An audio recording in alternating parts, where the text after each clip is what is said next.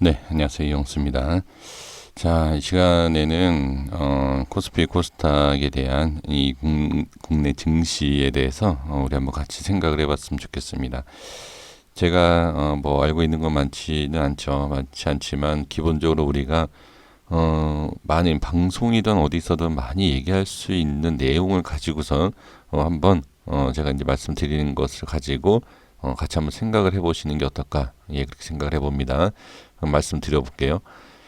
지금 코스피 코스닥에 대한 방향성은 상당히 괜찮습니다. 뭐 누가 봐도 괜찮죠. 지금 코스닥 같은 경우에는 저항대를 이미 뚫고 어느 정도의 이제 상승 구간으로 올라가고 있는 것은 확인이 됩니다. 단순히 차트상으로만 보면 상당히 괜찮습니다. 이건 뭐 추가 급등이 충분히 나올 수 있는 그런 부분이고, 자 코스피를 본다 그러면 200선에 대한 저항받는 모습을 확인할 수 있습니다. 그렇죠. 저항을 받고 있고요. 네, 다음 주에 뭐 충분히 뚫을 수 있는 그런 모습도 나올 수도 있고, 이걸 뭐 예상을 미리 할 필요는 없습니다. 뚫으면 뭐 좋은 거고, 못 뚫으면 저항이다, 이렇게 생각하시면 되지. 이걸 뚫어야 된다, 뭐 아니면 뭐 못 뚫으면 어떻게 되나, 이렇게 걱정하실 필요는 없습니다. 그렇게 좀 말씀을 드려보고요. 일단은 이 차트상으로만 보면, 그리고 수급상으로만 보면, 그냥 괜찮은데, 사실 거래에 있어서, 그러니까 거래량, 이 거래량에 있어서는 사실 약간 좀 뭔가 좀, 부족한, 그런 부분이 있지 않나. 그러니까 이런 상황에서 올려주면 좋아요. 이 거래량에서는 이렇게 올리면 좋아요. 올리고 거래량이 터지면 좋은데, 이 상황에서 지금 저항을 받고 빠지지 않습니까? 빠지면 이 거래량이 문제가 돼요. 그래서 지금은 일단은 뭐 지켜볼 필요가 있는 것이지만, 밀려도 제가 항상 말씀드리는 게 뭐죠? 자, 2000포인트가 빠져도 걱정할 거 없다. 한꺼번에 이렇게 빠지면 문제가 되지만, 이렇게 조금씩 빠지는 건 전혀 문제가 안 된다. 이걸 또 강조해 드리고 싶습니다. 코스닥은 괜찮습니다. 코스피도 괜찮고요. 국내 증시는 다 괜찮습니다. 이제 다만 이제 문제가 뭐냐면, 우리 개인 투자자분들이 제가 이때부터 말씀을 드린 게 뭐였죠? 이때던 뭐 이때던 말씀드린 게, 지수가 올라가는데 내 계좌는 어떠냐? 제가 그 말씀을 자주 드리고 있지 않습니까? 과연 지수가 이만큼 올라왔는데 내 계좌가 여기에서 이렇게 빠진 것을 충분히 메꿨느냐라고 한번 여쭤보고 싶습니다. 반드시 메꿨어야 됩니다. 충분히 그러니까 메꿔질 수 있고, 그다음에 복구가 되는 그거에 있어서는 분명히 그런 모습이 좀 보였어야 돼요. 계좌에 있어서.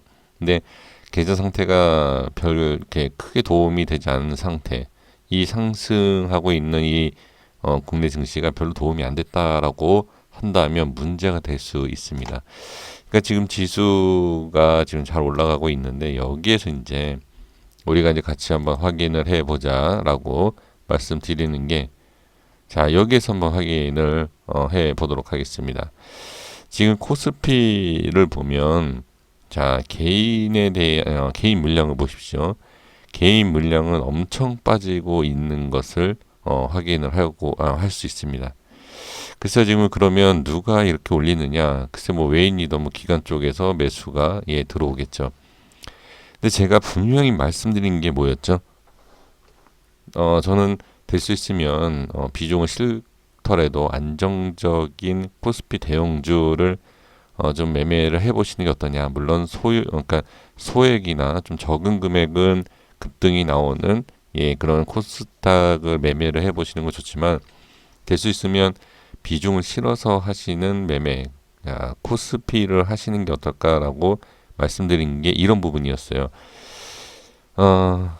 뭐 제가 뭐 정확하게 다 예상할 수 있는 거는 아니지만, 코스피, 그러니까 개인 물량에서 코스피가 저는 나가는 것은 그냥 짐작만 했습니다. 그 이유는 뭐 당연하겠죠. 지금 뭐 물론 코스피에도 있고 코스닥에도 있지만 뭐 제약 쪽이라든지 바이오 쪽 그리고 뭐 5G라든지 뭐 인기 있는 종목들을 보면 대부분 또는 코스닥은 개인의 지수라고도 얘기하지 않습니까? 그러니까 개인들이 좋아하는 그런 쪽이기 때문에 그러기 위해서는 안전하고 오히려 우리가 좀 편하게 좀 매매할 수 있는 그런 쪽이 코스피가 아니었나. 그래서 제가 코스피를 좀 강조를 계속했던 거고 그다음에 심리적으로 안정을 찾을 수 있는 부분이 저는 코스피가 아니었나. 특히 연세 높으신 분들은 마음 편하게 매매를 하시면서 운동도 하고 그런 뜻으로 제가 좀 말씀을 드렸었던 게 이러한 모습입니다. 그러니까 결론이 이렇게 좀 나와줘야지 제가 말씀을 드릴 수 있는 그러한 부분이 있지. 결론이 또 이렇게 나오지 않은 상태에서 말씀드리면 좀 그렇지 않습니까? 그래서 개인 투자자분들, 일반 개인 투자자분들과 좀 다르게 매매를 하면 좋지 않을까. 그런 뜻으로 말씀을 좀 드린 상태입니다. 이렇게 좀 우하향으로 거래량이 좀 빠지고 있는 모습을 보고 있고, 그 다음에 신용에 있어서는 뭐 올라가고 있지만, 저는 이 물량 빠지면서 신용 올라가는 것은 그렇게 문제가 되는 거는 아니다라고 저는 그냥 보여집니다. 이제 문제가 되는 게 이제 코스닥이에요. 제가 좀 전에 이제 말씀드린 것처럼 코스피랑 완전히 다르죠. 코스닥은 그냥 최고치예요, 최고치. 개인 물량과 신용 잔고가 최고치를 좀 찍고 있는 이런 모습에 있는데 우리가 이건 제 얘기가 아니고 우리가 잘 알고 있는 내용이 어떤 내용이죠? 우리 개인 투자자분들께서 잘 알고 계시는 내용만 갖고서는 말씀을 드려보도록 하겠습니다. 제 생각은 별로 중요한 것 같지는 않고요. 우리가 자 개인 물량 그다음에 이제 신용 물량이 많다라고 우리가 얘기할 때에 뭐라고 얘기하죠? 자 종목이든 지수든 뭐든 상승하기 위해서는 개인과 신용의 물량을 털어야 된다. 이런 내용을 얘기를 많이 하지 않습니까? 그런데 제가 좀 말씀드리고 싶은 게 뭐냐면 이것은 이러한 내용은 예전부터 전문가뿐만이 아니라 이 주식을 하는 사람들이 다 알고 있고 그 다음에 듣고 있고 어떻게 보면 뭐 교과서에 나와야 할 만한 내용인 것처럼 너무 그렇게 좀 되어 있죠. 인식이 되어 있고 생각할 수 있는 부분. 특히 코스닥 쪽에서는요. 그런데 지금 보시면 자 TV나 어디서나 지금은 어떻게 대세 상세가 나온다, 상승이 나온다라고 얘기하고 있고 지금은 풀 매수를 해야 된다. 이런 내용을 얘기하고 있습니다. 그래서 지금 풀 매수 중이죠. 개인들 신용까지도 쓰면서 그렇죠. 이게 그러면 앞뒤가 맞는 내용이냐? 저는 이런 것까지도 좀 따지는 편입니다. 좀 피곤한 성격인가요? 좀 피곤할 수 있는데, 자, 이거를 왜 제가 말씀을 드리냐면, 제가 말씀드리는 게 개인들이, 이런 얘기는 좀 조심해야 되지만, 개인들을 자꾸 들어오게 하는, 그러한 목적이 무엇이냐, 이것도 좀 생각을, 하셔야 됩니다. 자, 말이 안 맞잖아요. 우리가 계속 지금 말씀을 제가 말씀을 드린 게 아니라 방송이든 여러 매체에서 개인의 물량 털어야 간다. 개인의 물량 털어야 된다. 그 다음에 신용잔고가 없어야 된다. 신용잔고가 없어야 된다. 그런 얘기를 하면서 어떻게 지금 최대치를 찍고 있는 이런 상황에서 매수를 해야 되고 그 다음에 급등이 나올 수 있느냐. 왜 이런 얘기가 나오는지 저는 좀 이해가 안 갑니다. 이유가 있지 않겠습니까? 그분들은. 근데 저는 계속 좀 의심을 하고 있는 부분이죠. 그래서 제가, 이제 많은 분들이 이제 이런 얘기를 했을 때 저는 이제 코스피를 좀, 말씀을 드린 거다. 그러니까 제 판단이 맞다는 게 아닙니다. 왜냐? 지금 상승하는 종목들이 코스닥에서 훨씬 많이 나올 수 있는 상황이기 때문에 이건 제 얘기가 맞다가 아닙니다. 저는 그런 뜻으로 말씀드린 게 아니라 좀 전에도 말씀드렸지만 좀 마음 편하게 매수할 수 있는 예, 그런 매매하는 방법이 이게 좋다, 코스피가 좋다라고 얘기하는 것뿐입니다. 그래서 지금 제가 이제 여기 이 부분을 말씀드린 이유는 이제 우리가 각자 판단을 해야 됩니다. 지금 이러한 모습처럼, 자, 예를 들면 이제 제약바이오 있지 않습니까? 지금 제약하고 특히 바이오죠. 제약바이오에 있어서 지금 급등 또는 급등이 나올 것처럼 예상들이 다 나오기 때문에 제가 뭐라고 말씀드렸죠? 주식을 안 하시는 분들도 이걸 알아요, 지금. 야, 제약바이오 사면 대박이다. 이런 내용을 알고 있습니다. 그래서 주식을 안 하시는 분들도 계좌를 만들어서 지금 들어오는 거 아니냐. 예, 이렇게도 한번 생각을 해볼 수 있다라는 거죠. 그러면 여기에서 우리가 지금 다 알고 있는 내용처럼 이게 좋은, 그러니까 차트든 뭐든 그게 중요한 게 아니라 개인과 신용잔고가 쌓이는 것이 부정적으로 우리는 알고 있지 않습니까? 그런데 여기에서는 부정적으로 생각하고 싶지가 않죠. 이게 바로 사람의 심리적인 내용이 아닌가 싶습니다. 왜? 저도 마찬가지예요. 저도 뭐 현금 보유는 항상 하고 있죠. 비중이 항상 저는 현금이 40에서 50%입니다. 제가 제 계좌를 공개를 못하는 이유가 뭔지 아시지 않습니까? 수익률이 안 좋아요. 저는. 왜? 현금 비중이 항상 높기 때문에. 그래서 제가 창피해서, 예, 좀 창피한 부분이 있어서 계좌를 공개를 못합니다. 그러니까 그런 것처럼, 저도 하지만 비중이 상당히 좀 실려 있는 편이에요. 제가 원래 기본적으로 이제 현금 비중을 많기 때문에, 좀 다른 분들과 좀 다르긴 하지만, 그래도 비중이 실려 있는 상황입니다. 지금 여기에서 제가 말씀드리는 게 의미가 없다. 자, 신용잔고든 개인 물량이 많으면 어떠냐? 그럼 올라가면 되는 거 아니냐? 이렇게 그냥 생각을 하실 수밖에 없는 상황. 왜? 다 여기 들어가 있기 때문에. 이렇게 다 들어가 있는데 이걸 부정적으로 본다 그러면 지수나 종목이 빠진다는 내용 아니냐?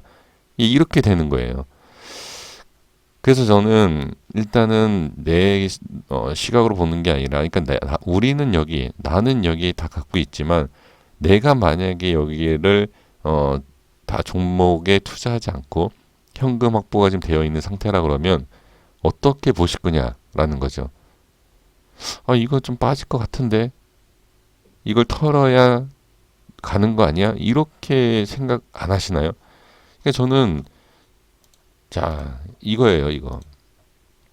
일봉에서 보시면 제가 막 방송 열심히 막 하고 있었을 때 막 이럴 때 아니에요. 이럴 때 뭐라고 얘기했죠? 이건 제가 얘기한 게 아니지만 모든 분들이 신용 때문에 개인 물량 때문에 이거 빠지는 거다. 이 당시에 엄청난 얘기가 다 이거였어요. 그런데 지금은 그 얘기를 못 합니다. 안 해요. 왜? 왜 안 할까요? 빠진 만큼에 비해서 올라간 게 별로 없어요. 이게 심각하다는 거예요, 저는. 그래서 뭐 지수가 빠진다, 올라간다, 그건 제가 모르죠. 전 진짜 모르지만 이걸 한번 보셨으면 한다라는 거죠. 자, 그리고 하나 이제 또 특징이 뭐냐면 갖고 있는 종목들, 제가 이전에도 말씀드렸지만 지수가 일봉 차트에서 좀 보면서 설명을 좀 드리는 게 좋을 것 같네요. 자, 여기서 보면 우리가 이렇게 빠졌을 때 이렇게 빠진 다음에 올라왔을 때 내 계좌가 바뀌는 게 있느냐 제가 항상 여쭤보죠. 근데 지금 여기에서 빠지고 올라왔을 때 내 계좌가 변화가 없다.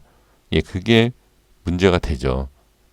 그러면 현금은 별로 없고 지금 종목에 계속 묶여 있는 상태다고 하면 지금 여기에서 이만큼 올라왔는데도 별로 반응이 없다. 물론 플러스까지는 아니었지만 마이너스가 많이 줄을 상태라고 좀 보여져요.